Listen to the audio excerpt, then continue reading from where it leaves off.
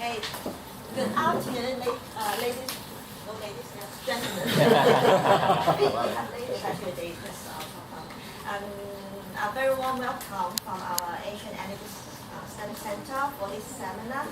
And now today, let me introduce our speaker to you. My great honor to do so.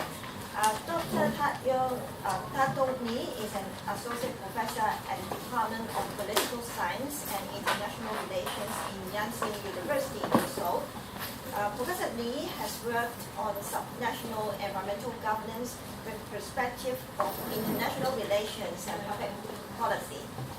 Professor Lee recently published his monograph, Global Cities and Climate Change, Translocal Relations on Environmental Governance, that examine conditions entailed in cities' participation in international climate change networks, collaboration patterns in global network, and variations in city-level climate change policies. And he is working on climate risk, so that's very related to your interests, and adaptation policy, and urban resilience to integrate disaster management and climate change policy. Topics of urban politics, village, community making, and NGO politics are also his research interests. So without further ado, please join me to welcome Professor Lee. Okay, thank you so much for having me a chance to share my work. Thank you for inviting me here to learn a lot from the last first Asian Energy Conference here. I really appreciate Stephanie to invite me to a good conference and sharing chance for my research. Okay, my name is Taedong Lee, and I may explain a bit of the context what I'm studying before I talk about the topic today. So I'm a political scientist. In particular, I study international relations. You know, international relations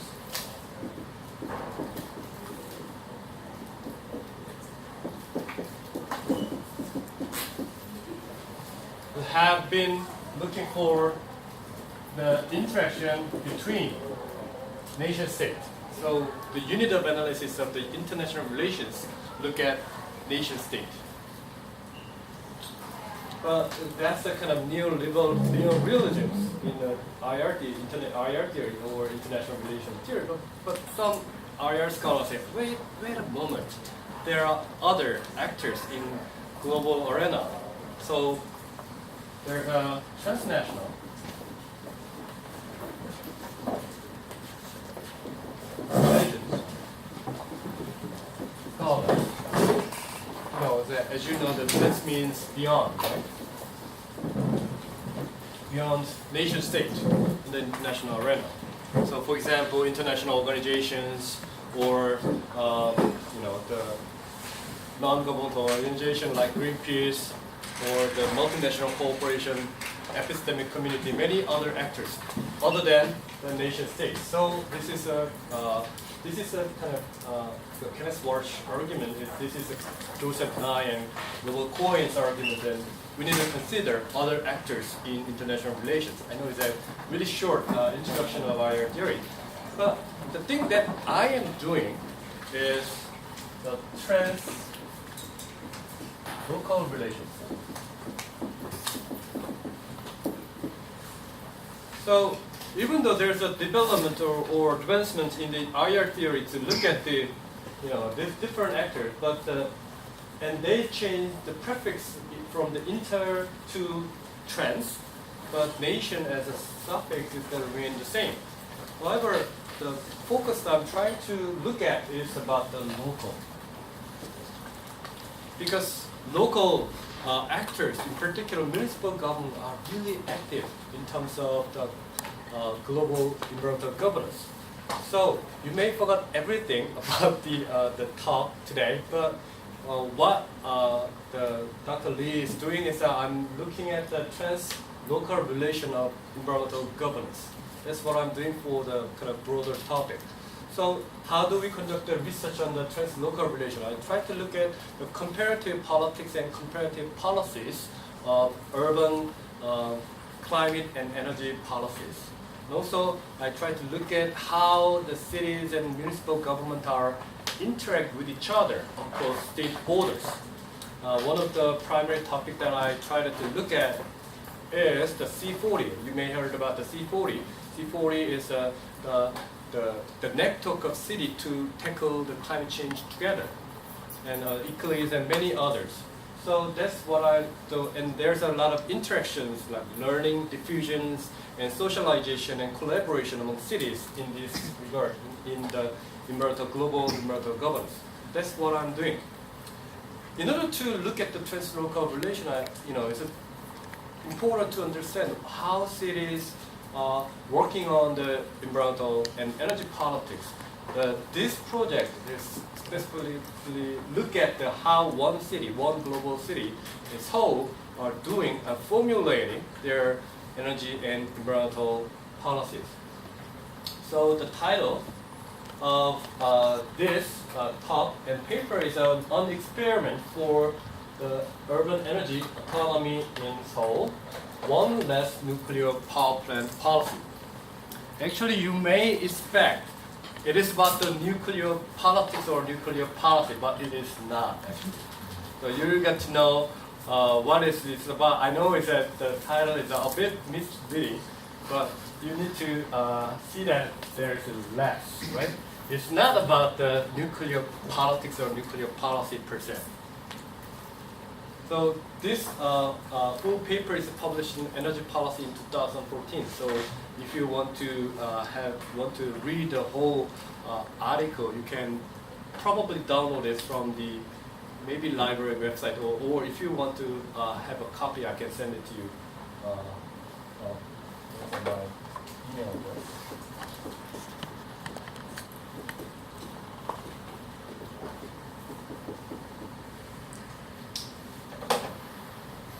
Okay, so here's the outline.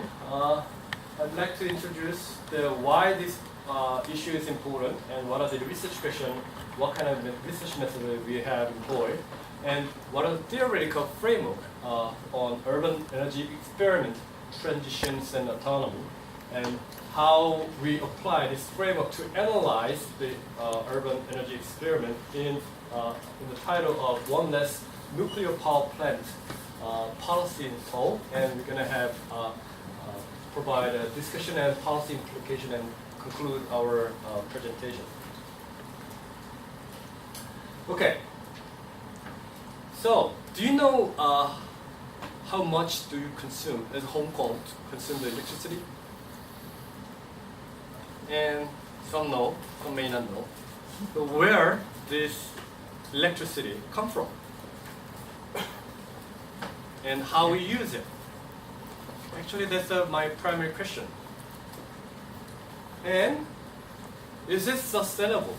Is the current energy supply and demand systems sustainable? Is there any problem? If there's any problem, what would be the solution for that? What would be the effort to make energy transition? I will define what the energy transition is in a moment. So, how and why do cities make energy transition is my first question. And what are the definition and component of urban energy transition? And based on that, how do we evaluate Seoul's one less nuclear power plant policy?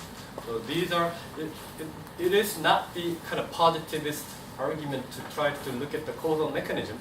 However, I try to provide an analytic framework and try to apply it for the case study. So, as I mentioned before, I study city. Why city is important in terms of environmental governance, in particular climate change? Because city are the huge emitter, which means city use about 2/3 of global primary energy consumption and powered mostly by the fossil fuel and uranium. For example, Seoul, when you think about Korea per se, we import about 96% of energy from the world, right? And when we think about Seoul, we import about not just import, they could rely on the other energy sources from outside of Seoul, about 97%. So that means city, but when we think about cities, they emit huge amount of greenhouse gas emission by using fossil fuel and mostly the electricity from the nuclear power plant. So that's the reason why the cities are criticized to be a main agent causing the climate change and exposing their citizens to radiation risk. Right? So there's a variety of the estimate how much the greenhouse gas emission come from the urban area around the world. It's about 2/3, or some say that 70% of greenhouse gas emission come from urban area. Yeah. So Seoul alone consumes 10% of total energy output and producing only 3%. Only 3% of the total energy consumption in 2011. So that means Seoul is really heavily rely on their energy source from outside. What is the 3%? What could be the 3%? Any idea? Mostly from the energy from waste burning, because we need to treat the waste. One of the way to treat the waste, the landfill, or we burn it and we can generate energy out of it. So the 3% that come from the waste energy waste to energy technology in Seoul. So basically, we need to reflect the urban area, the metropolitan area in particular here, as a huge emitter of greenhouse gas and also huge consumer of energy. But there's a bright side, because if it depends on how city make an argument, and not just the argument, or the practice and plan and practice energy policy is so critical to make this change. Okay, so to reverse this trend, Seoul interesting experiment was initiated since April 2012. Right? So the name of that experiment, One Less Nuclear Power Plant Policy. So we conducted research by reviewing the other scholars' related works, and also we look at the Seoul Metropolitan SMG, means Seoul Metropolitan Government Officer documents, and one of our co-authors heavily involved in the policy making process from the beginning to currently. So we had a participatory observation method to take a note on the conversation and many other meetings, minute, and also we had conducted interview to how they achieve this, how they form and implement this policy. Okay, so theoretical framework on urban energy experiment, transition, and autonomy. So we define urban energy experiment for transition as a purposive intervention.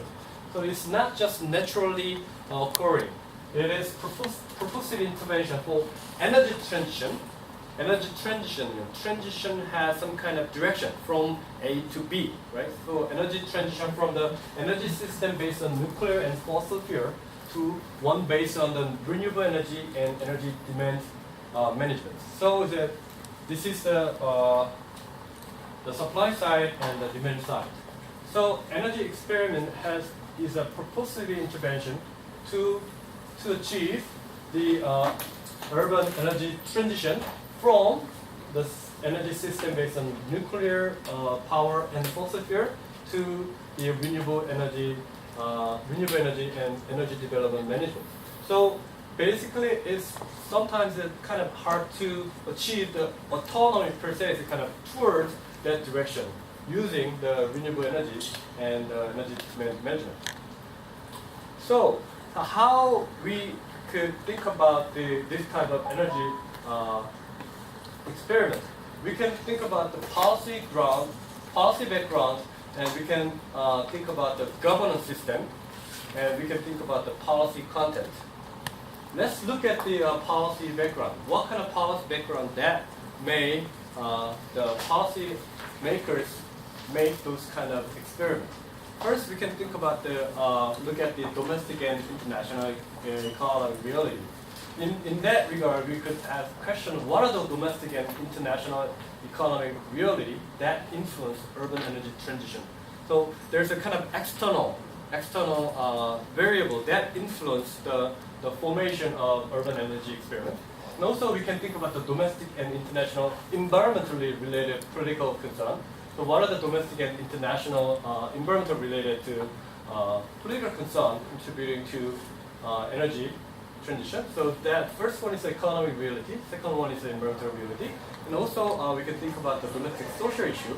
So how the siting of these kinds of the energy related facilities influence on energy transition policy and to what extent.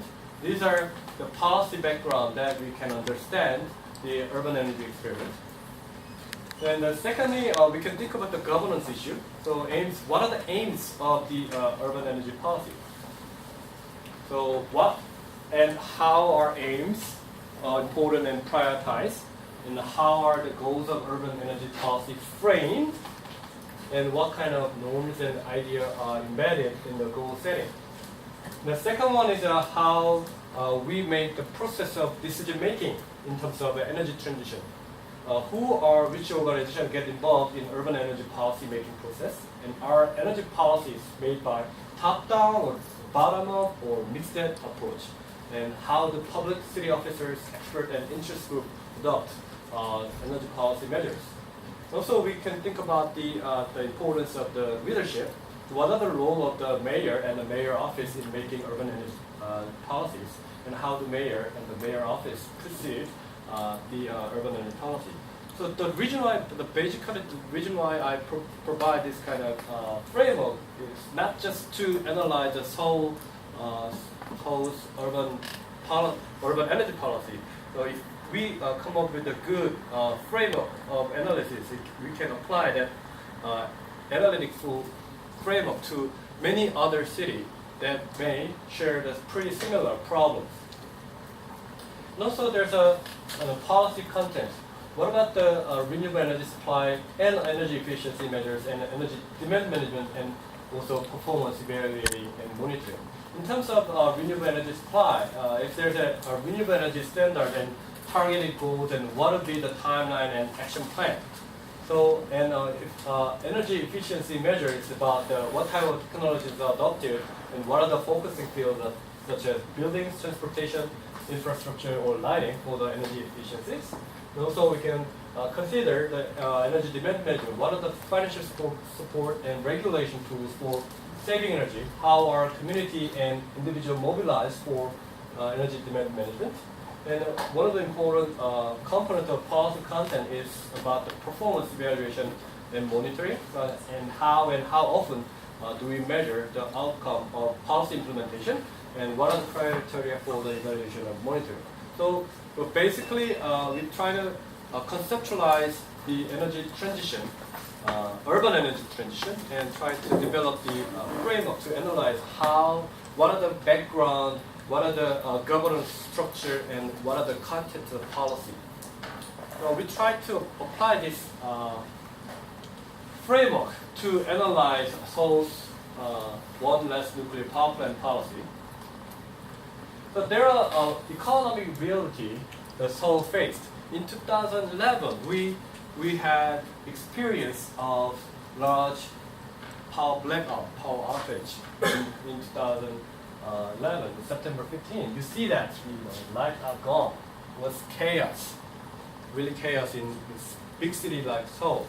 So we took it for granted have reliable energy and electricity supply, but there's this is Korea. There's a outage in not just in Seoul, in almost everywhere. So we experienced the huge power outage in that period.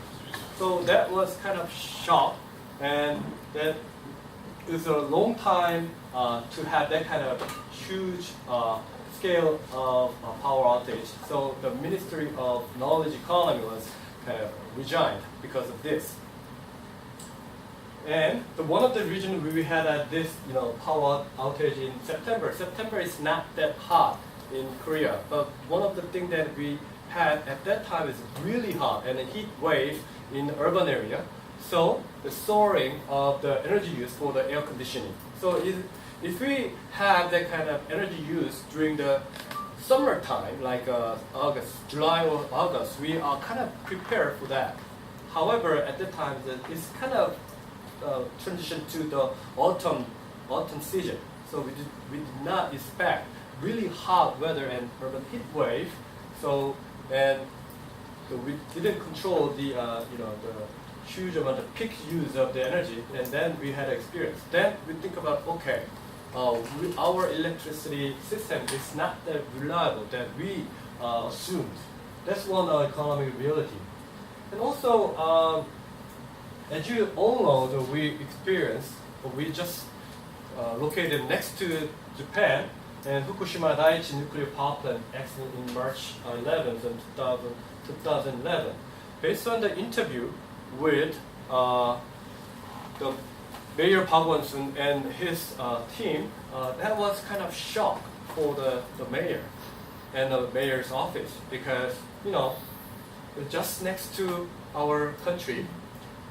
Fortunately, maybe unfortunately, the wind direction is from the China, Korea, and Japan, and the Pacific Ocean. So that's the reason why we worry that much about the fish rather than the radiation fallout from the Japan. However, some of the European countries declare that they are not going to use the nuclear power plant. But however, when we look at the Korean stance, Korean central government stance on the nuclear power plant, they really pursue and push for expanding the nuclear industry by exporting the nuclear power plant and the technology to Arab Emirates, UAE, and other places. So there's a kind of discrepancies between the central government and the local government in this regard. So, however, the mayor and the mayor team regard the nuclear power plant accident in Japan seriously, then they think that, we need to do something, otherwise we may have similar idea.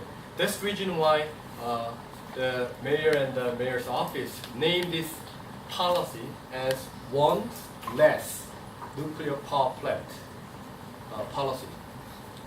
By having less, because the Korean central government had a plan to build 3 or 4 more nuclear power plants because they expect the increased energy consumption. Right? So as I show you, the Seoul hosted about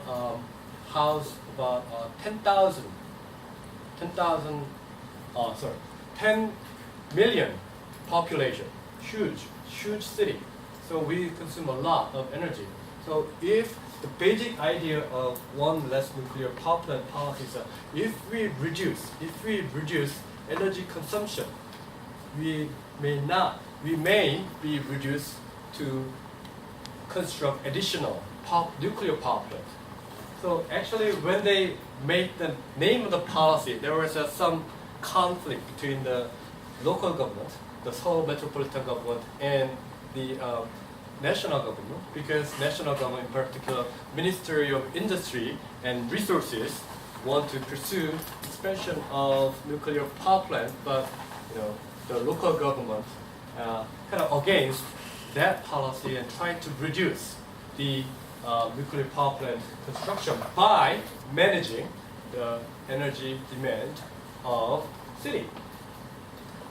So that's the environmental related political concern, in particular from the Japan. And also there's another problem of domestic social issue. So I know it's small, but when we think about the location of nuclear power plant, we have Uljin and Hamcheok and Gori here. So basically the location of power plant is really far away from Seoul and Gyeonggi province, a kind of central place of Korea. So that means we have the long transmission towers, right? So, but 735 kilovolt power transmission tower like this is really huge, and it goes across the rural land. And those who live in this rural part, in particular Miryang is one of the name of the place. There's a really old, grandpas and grandma lives there, and then all of a sudden, the KEPCO and the government wanted to build up huge, transmission type towers like that to, transmit the electricity generation from the Ulchin, Samcheok, and Gori to Daegu and Seoul. Okay, why? Because 97% of the energy resource come from this area. So there's a lot of conflict over the having the transmission tower siting issue. So that is the policy background. Okay, we need to make the change. Otherwise, it's really hard to persuade to have less nuclear power plant. And this centralized and nuclear power plant, long transmission tower lines to the Seoul and the Gyeonggi provinces. So the aim, this is the governance system. What are the aims of urban energy policy? It's kind of interesting to see that the urban energy policy, because many Koreans regard energy policy as a policy that belongs to the central government. But there's no such a local level energy policy per se. However, Seoul metropolitan government initiate the one less nuclear power plants, have a vision as a climate and environmental capital of the world. So that's the vision of to have that policy. First, so electricity self-sufficient rate is aimed to 2.8, and 2004 is at 8%, and 2020 the 20% of the energy come from the metropolitan jurisdiction. That's one of the vision and target. Goal is saving 2 million TOE by 2014. So 2,000 million TOE is the amount of the energy one nuclear power plant provide 1 year, right? So if Seoul metropolitan government save that much of the energy, there's no rationale to have additional nuclear power plant by having the energy production and energy demand reductions, electricity and natural gas. And there are two parts, supply part and demand part. I will explain further in the policy content section. In the process of decision making, in a nutshell, they try to kind of mix the top-down and bottom-up approach. Because at the beginning of this policy, the Seoul metropolitan government and mayor office form a whole policy advisory panel, and there's an environment and culture subcommittee out of the whole policy advisory panel. So they have a series of meetings with Seoul metropolitan government officers and NGOs. NGO here include Green Korea United in Korean, there's 녹색연합 and KFAM, Korea Federation of Environmental Movement in Korea. And with